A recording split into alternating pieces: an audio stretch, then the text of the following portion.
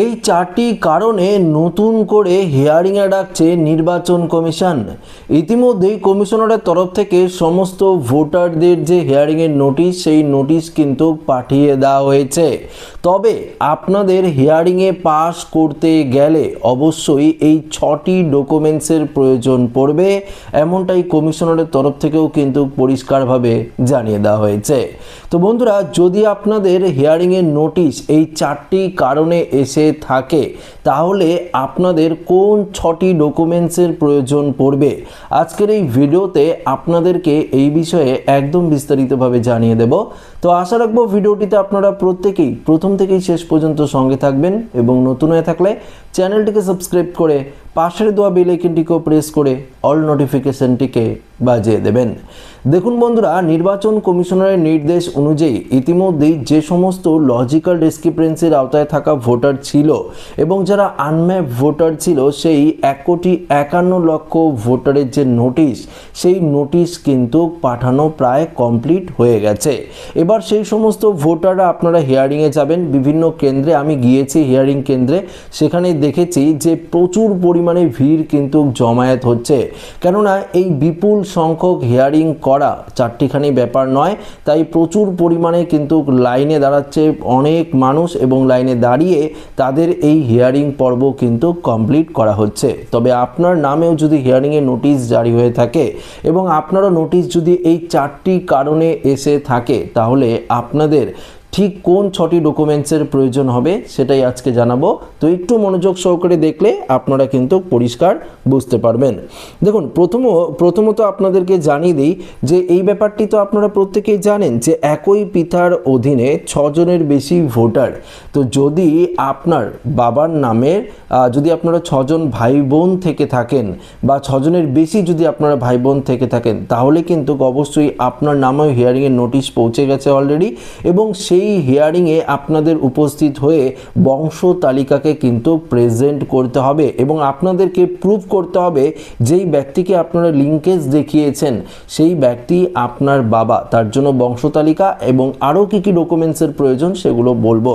তো এই কারণেও যদি আপনাদের হিয়ারিংয়ে ডাকা হয়ে থাকে, তাহলে আপনাদের কোন নথির প্রয়োজন পড়বে সেগুলো আপনাদেরকে জানাবো।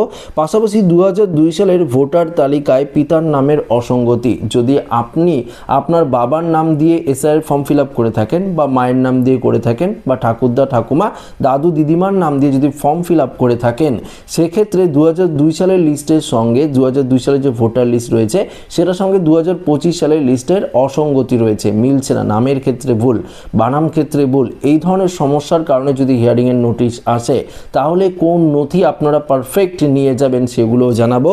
পরবর্তী বলেছে পিতা ও সন্তানের বয়সের পার্থক্য 15 বছরের কম, বা পরবর্তী রয়েছে পিতা এবং সন্তানের বয়সের পার্থক্য 50 বছরের বেশি। এই ধরনের কারণে অনেক ভোটাররা কিন্তু হিয়ারিংয়ের নোটিশ পাচ্ছেন। তো বন্ধুরা, যারা এই ভিডিওটি দেখছেন, আপনারাও কি এই ধরনের সমস্যার কারণে হিয়ারিংয়ের নোটিশ পেয়েছেন? যদি পেয়ে থাকেন, তাহলে আপনাদের চিন্তার কোনো কারণ নেই। কোন 6টি ডকুমেন্টস আপনারা গুছিয়ে নেবেন সেগুলো আপনাদেরকে এবার জানিয়ে দিচ্ছি। দেখুন, প্রথমত আপনাদেরকে একটি গুরুত্বপূর্ণ কথা জানিয়ে দিই, যেসব নথি আপনারা নিয়ে যাবেন সেগুলো কিন্তু অবশ্যই অরিজিনাল নিয়ে যেতে হবে, পাশাপাশি জেরক্স কপিও নিতে হবে এবং জেরক্সের মধ্যে সেলফ অ্যাটেস্টেড কিন্তু করতে হবে। যদি আপনারা সই করতে না পারেন, তাহলে আঙুলের টিপছাপ দেবেন এবং পাশে কিন্তু আপনার নামটিও লিখে দিতে হবে। এটা কিন্তু কমিশনারের গাইডলাইনে বলা রয়েছে।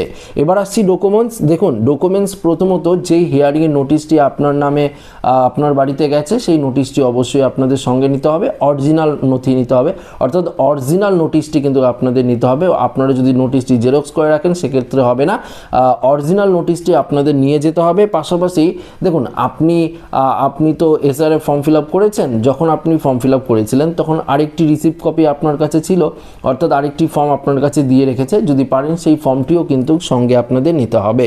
এছাড়াও 2002 সালের ভোটার তালিকার প্রথম পাতা, অর্থাৎ আপনি যেই পোলিং স্টেশনের অন্তর্গত রয়েছেন, আপনার যে এলাকার অর্থাৎ আপনি যেখানে ভোট দেন সেই ভোটের যে ভোটার লিস্ট তার প্রথম পাতার জেরক্স কপি, এবং পাশাপাশি আপনি যাকে লিঙ্কেজ দেখিয়েছেন সেই ব্যক্তি বাবা হতে পারে, মা হতে পারে বা ঠাকুরদা ঠাকুমা হতে পারে, তার নাম যেই পৃষ্ঠায় রয়েছে সেই পৃষ্ঠাটি জেরক্স এবং পাশাপাশি মার্ক কিন্তু অবশ্যই করে দিতে হবে। তো এই কাগজটি আপনাদের নিতে হবে। পাশাপাশি এখানে বলেছে আধার কার্ড অবশ্যই আপনার নামে নোটিশ গেছে, আপনার আধার কার্ড ম্যান্ডেটরি অবশ্যই নিতে হবে। ভোটার কার্ড অবশ্যই আপনারা নেবেন, পারলে রেশন কার্ডও কিন্তু এক্ষেত্রে চলবে বলে দেওয়া হয়েছে। অন্যান্য সহায়ক নথি হিসাবে আপনারা প্যান কার্ড, জন্মের শংসাপত্র, মাধ্যমিকের সার্টিফিকেট, এছাড়াও পাসপোর্ট, এগুলো আপনারা কিন্তু ডকুমেন্টস নিয়ে যেতে পারেন। দেখুন, আপনাদেরকে পরিষ্কার একটা কথা বলে দিচ্ছি, আপনি এই 4টি ভুলের কারণে যদি নোটিশ পেয়ে থাকেন তাহলে আপনার চিন্তার কেন কারণ নেই জানেন? 2002 সালে আপনার নাম রয়েছে বা আপনি আপনার বা আত্মীয়ের নাম লিঙ্কেজ দেখিয়েছেন, বাবা মা বা ঠাকুরদা ঠাকুমার নাম লিঙ্কেজ দেখিয়েছেন, সেক্ষেত্রে আপনি বৈধ নাগরিক। কিন্তু এই যে ভুল ত্রুটিগুলোর কথা বললাম, এর কারণে আপনি সন্দেহের লিস্টে রয়েছেন, যেই সন্দেহটা আপনাকে কাটাতে হবে হিয়ারিংয়ে গিয়ে, তাহলেই হয়ে গেল, ফাইনাল লিস্টে আপনার নাম কিন্তু উঠে যাবে। এ নিয়ে আর অযথা চিন্তা বা আতঙ্কিত হওয়ার অন্য কোনো কারণ নেই। দেখুন, ইতিমধ্যেই আমরা দেখেছি বিভিন্ন ব্লক অফিস থেকে শুরু করে যেই জায়গায় হিয়ারিং হচ্ছে সেখানে প্রচুর পরিমাণে লাইন হচ্ছে, প্রচুর পরিমাণে ভিড় হচ্ছে। আপনি আরেকজনের কাছে একটা কথা শুনবেন, আরেকজনের কাছে একটা কথা শুনবেন, এই বলবে এই নথি চলবে না, ও বলবে এই নথি চলবে না, আপনি এই নথি কেন নিয়ে এসেছেন, সেগুলো চলবে না। তো এই ধরনের যদি আপনারা কেউর কাছে শুনে থাকেন তাহলে মানুষের কথা শুনে কিন্তু আপনারা আতঙ্কিত হবেন না। আমি যে ডকুমেন্টসগুলোর কথা বললাম সেই ডকুমেন্টসগুলো যদি আপনারা প্রপার সাজিয়ে যদি আপনারা হিয়ারিংয়ে নিয়ে প্রডিউস করতে পারেন ইআরও বা এইআরওকে, তাহলেই কিন্তু হয়ে যাবে। আদারওয়াইজ অন্য কিছু আপনাদের করার প্রয়োজন পড়বে না। এটা কিন্তু পরিষ্কার নির্বাচন কমিশনারের গাইডলাইন অনুযায়ী ডকুমেন্টসের লিস্ট আপনাদেরকে বলে দিলাম। তো আশা রাখবো ভিডিওটি প্রত্যেকের ভালো লেগেছে। ভিডিওটি ভালো লাগলে লাইক করবেন, বন্ধুদের সাথে শেয়ার করবেন, নতুন হয়ে থাকলে চ্যানেলটিকে সাবস্ক্রাইব করে আমাদের সঙ্গে জুড়ে থাকবেন। ধন্যবাদ।